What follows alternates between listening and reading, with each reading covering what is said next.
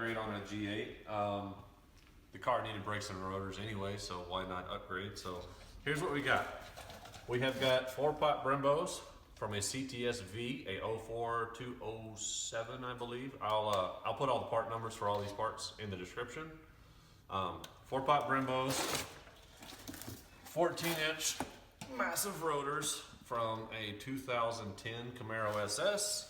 Brake pads that match, caliper bolts that go with those. To clear these on our stock 19s, we have to add a wheel spacer to space out the wheel so it'll clear the big honking caliper. To do that safely, we have longer studs to press into the hub assembly so that we can safely have enough nut engagement to torque our wheels down properly. So let's get to tearing it down. All right, so we got our caliper unbolted. You just need a 18 millimeter. You got 2 bolts on the back side there. We're just gonna pull this and hook it over here out of the way for now until we get our new ones on, then we can transfer the line over without the whole brake system leaking out. So at this point, we'll just knock our rotor off and then we'll have to start replacing the studs. Be very, very careful. You could do this with a press. We're choosing the hammer and punch method of stud installation. If we had a press, I'd probably use that. It would work better. At least safer. For herb sands, at least. Yeah.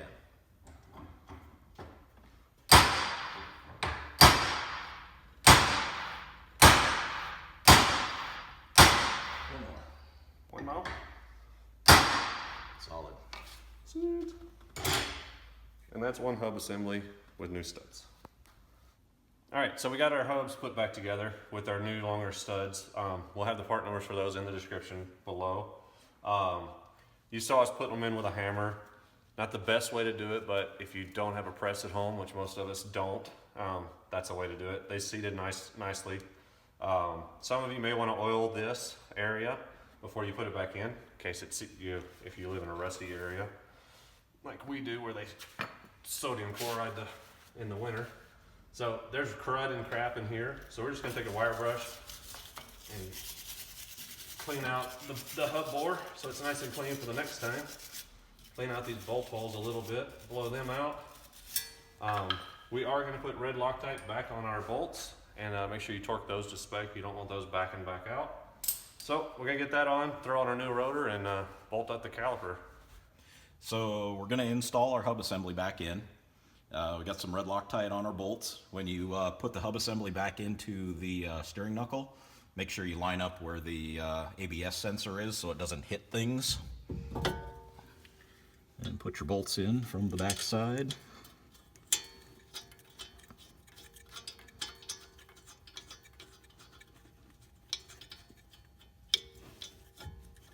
When the holes line up properly, it helps.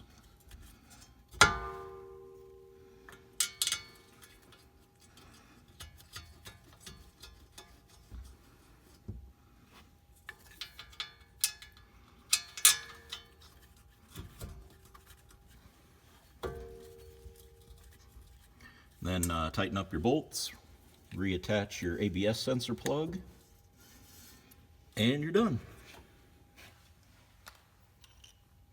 All right, so we got our new rotors here. You can pick these up from any parts store. I picked these up at O'Reilly's. I powder coated them myself so the hats wouldn't rust. You can get them, you can get your slotted, your drilled, your dimpled. Being that these are for a Camaro, there's loads of companies out there that make rotors for them. I just went with the cheap option for basic blanks because the backs are flat, blanks right now too. So there's our rotor. My big behemoth on. And on calipers, same thing. You can get these pull-off kits from a bunch of different companies, G8only.com, and there's a few others that'll do like pull-off, used parts. I picked these up on Amazon, roughly 150 bucks a piece. So if you already need brakes for your car, the rotors aren't that much different. The calipers is your big expense, and you get to look at all this prettiness. So these just slip back here and bolt right on using the factory mounts. You have to get new bolts because the Brembo brakes use a different pitch thread. They're a coarser thread than the factory G8 stuff. So here's your basic mock-up. We'll get those torqued down. We'll show you throw it in the pads, and then we'll bleed everything, and should be ready to go stop. Okay, here's a little tip I learned. We like to use a vacuum bleeder whenever possible because it just say you can do the brake bleeding by yourself that way. Here's a little tip that I learned from a friend of mine. Take and put Teflon on the threads, but make sure you don't get it in the holes or else you're gonna plug your bleeder. But this keeps from whenever you have the bleeder, you know, in the loose position, it tends to want to suck air around the thread, so you'll get bubbles in your line, so you're really thinking you're still sucking air. This is just a tip. Makes vacuum bleeding so much easier, so much faster, and you don't have to worry about them seizing up later on in life either. All right, so we got everything installed, bolted up, tightened down. We're just gonna go around and bleed the brakes. Whichever method you prefer. We like to use this little vacuum bleeder. She's kind of handy, and you can just you can see the amount of air we're getting in our line there. And you just want to keep going until you get, you know, obviously all the air out of the system. It's also a good time to flush the system and get you like some good high quality brake fluid in there. I like to use Motul 600, whatever brand you prefer. It's a good time to do it. As you can see, this fluid has probably not been changed. It's kind of brown, not too bad, but that should be pretty clear. So we're gonna get everything bled off, get the wheels bolted on and torqued down, and we'll show you what it looks like when we're done. All right, just wanted to show you the finished product and give you a little advice here. I've read that you can clear these with 5mm spacers. I bought 7s, thinking they give me a little extra room, and they don't. So at least, I'd say minimum 10 mil. We went ahead and stacked our 7s just to clear and get us on the road today. If you come in here close, you can see how tight.